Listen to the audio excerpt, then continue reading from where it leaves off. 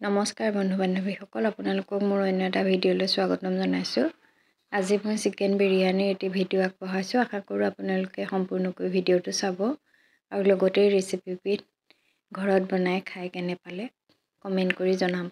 এয়া চাওক, তাৰ বাবে মই ধুনীয়াকৈ চিকেনখিনি ধুই ল'লোঁ। তাত নিমখ, হালধি, ৰেড চিলি পাউডাৰ, এয়া জিৰা গুড়ি, গৰম মছলা এইখিনি দি লৈছোঁ। এতিয়া মই এখন হেতাৰ সহায়ত মছলাখিনি ভালদৰে সানি ল'ম।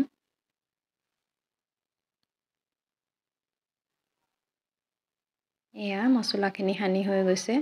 এতিয়া মই ইয়াতে আধা কাপ দৈ এড কৰিম।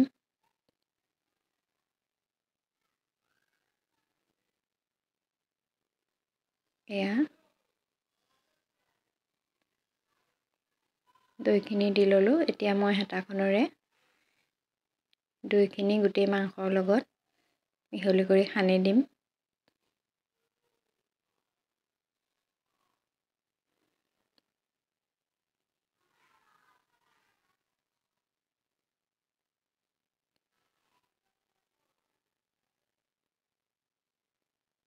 এয়া দৈখিনি সনা হৈ গৈছে।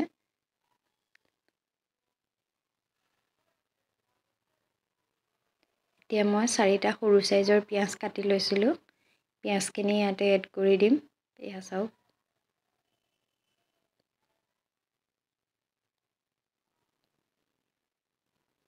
পিঁয়াজখিনি দিয়াৰ পিছত পুনৰ এয়া লৰাই পিঁয়াজ আৰু মাংস এইখিনি সানি লৈছোঁ।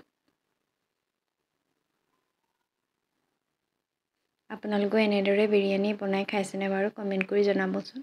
আৰু যদি খোৱা নাই, এই ভিডিঅ'টো চোৱাৰ পিছত আশা কৰোঁ বনাই খাই চাব। খাবলৈ খুবেই টেষ্টি হয়। একদম ৰেষ্টুৰেণ্টৰ নিচিনা সোৱাদৰ বিৰিয়ানী হয়। এয়া চাওক, এতিয়া মই আধা ঘণ্টাৰ বাবে এয়া ফ্ৰিজত ৰাখি থ'ম। এয়া বাচমতি চাউল সৰু চাইজৰ এটা কাপেৰে 2 কাপ লৈ তিয়াই ৰাখিছোঁ। এফালে ইয়াত পুনৰ 4টা পিঁয়াজ কাটি লৈছোঁ। আলু, নহৰু, আদা আৰু জলকীয়া। আলু আপোনালোকে অৱশ্যে দিবও পাৰে, নিদিবও পাৰে, তো অপশ্যনেল হয়। এয়া কেৰাহীখন গৰম কৰি তাতে পিঁয়াজখিনি প্ৰথমে ফ্ৰাই কৰি লৈছোঁ।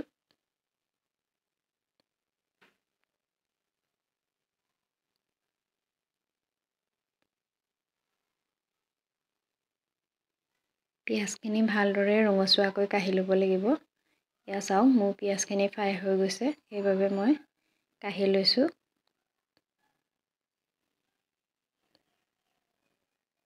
এতিয়া এইখিনি তেলতে মই এটা তেজপাত, লং, ডালচেনি এটুকুৰা, ইলাচি এটা দি আৰু কেইটামান জিৰা দি দিছোঁ। এয়া আদা নহৰু পেষ্ট দিছোঁ। এইখিনি দিয়াৰ পিছত ভালদৰে লৰাই দিলোঁ।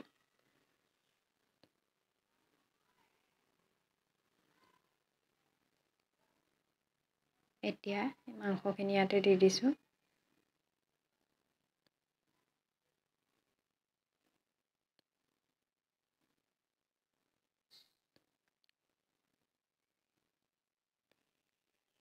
মাংসখিনি দিয়াৰ পিছত ভালদৰে লৰাই ইয়াক কিছু সময় ৰাখি দিলোঁ। এয়া চাওক, এতিয়া অলপ অলপ পানী ওলোৱা দেখি মই আলু কেইপিচ তাতে দি দিছোঁ।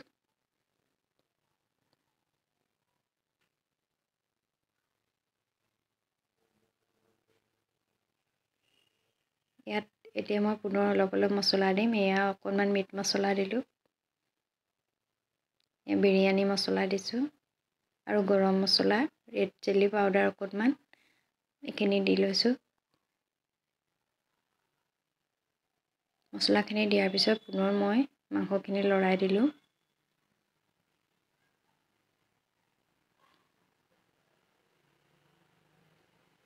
এয়া অলপ অলপ কালাৰ আহিছে। মছলা দিয়াৰ পিছতহে কালাৰ আহে মাংসৰ।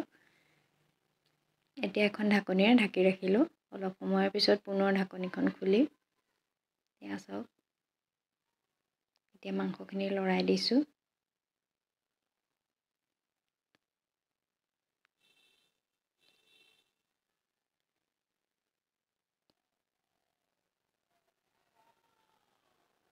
ইয়াতে মই এতিয়া অকণমান পানী দিম।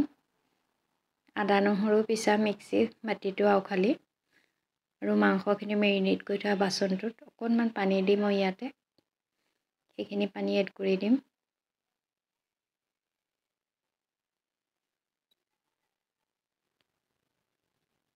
এয়া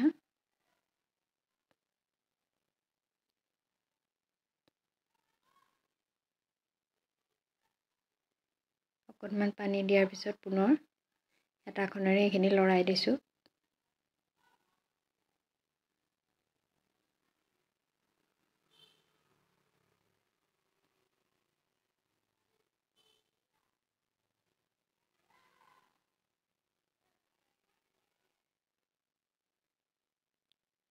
এইখিনি এতিয়া ঢাকি ৰাখিম ভালকৈ সিজিবৰ বাবে। আৰু অকণমান পানী এড কৰি লৈছোঁ, তলত লাগি যাবও পাৰে।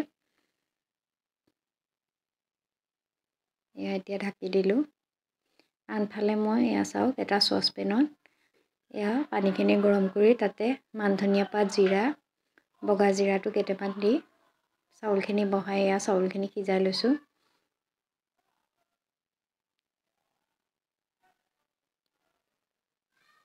এই চাউলখিনি আধা সিজা হওঁতেই হাফ বইল হওঁতেই মই ইয়াৰ পৰা কাঢ়ি ৰাখিম, যিহেতু এইখিনি পিছত বিৰিয়ানী বনাওঁতে আকৌ বনাব লাগিব। এয়া চাওক চাউলখিনি অলপ অলপ সিজিছে।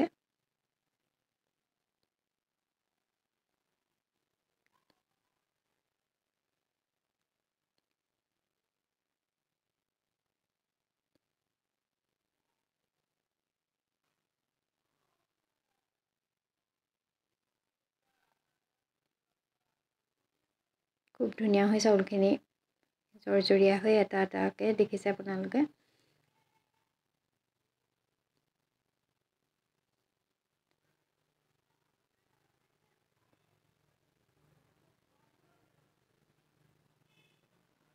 এইখিনি কাঢ়ি হৈ গ'ল।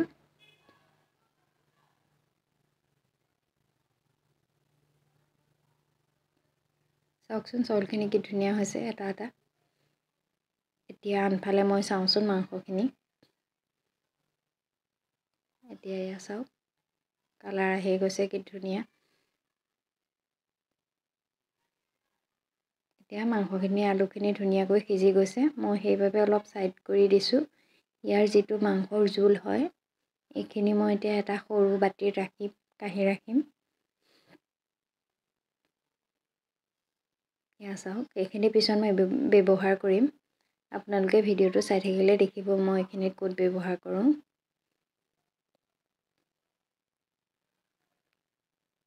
এইখিনি কাঢ়ি ৰাখিলোঁ।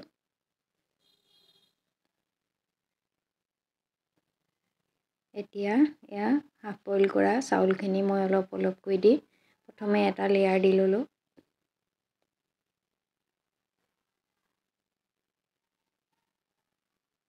এতিয়া এয়া ফ্ৰাই কৰি কাঢ়ি ৰখা পিঁয়াজখিনি অলপ তাতে ছটিয়াই দিছোঁ। আৰু কেইটামান কেঁচা ধনিয়া পাত মই ইয়াতে কাটি দি দিছোঁ।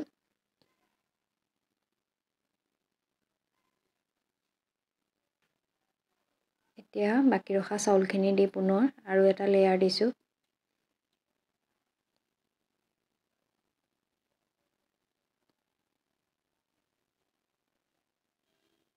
চাউলখিনি দিয়াৰ পিছত ভালদৰে সমান কৰি এতিয়া এই বাতিত যে কাঢ়ি ৰাখিছিলোঁ জোলখিনি ইয়াতে মই ব্যৱহাৰ কৰিছোঁ। চাওক এতিয়া আৰু ফ্ৰাই কৰি ৰখা পিঁয়াজখিনি ইয়াতে এনেদৰে দি ধুনীয়াকৈ সজাইছোঁ।